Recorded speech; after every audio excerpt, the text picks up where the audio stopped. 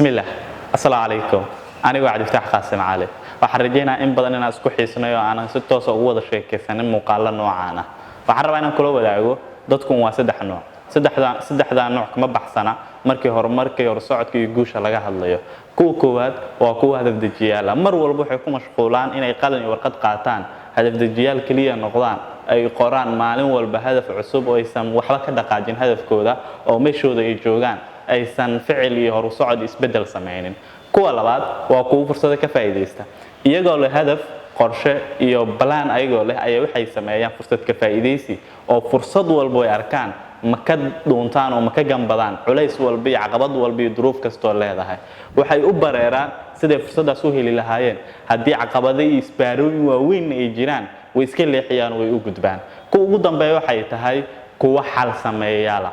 haday dhacdo in arrin ku dhacdo ma calaacalaan oo dib ugu laabtaan oo deegaanka iyo dadka iyo mas'uuliyiinta markaas meesha jooga kuma ridaan ama saaxiibadooda ma eedeeyaan iyaga inay is eedeeyaan ay waxay sameeyaan halka ugu quruxda badan ugu quman ee noloshooda ay ku horumarin karaan ay qaataan waa rajaynaa saddexda nooc ee dadka ina fahamtay su'aasha taala waxay tahay hadba adigu noocay ayaa tahay ma hadaf dejiyaa tahay ma fursad ka faa'iideysta tahay mise xal abuur ayaa tahay waa muhiim hadii sanadka hore aadan ogeyn 22 kina ogaato midka tahayna aad ka sii kobacdo una kobacdo heer kale oo noloshaada xigta waana noqon kartaa an other level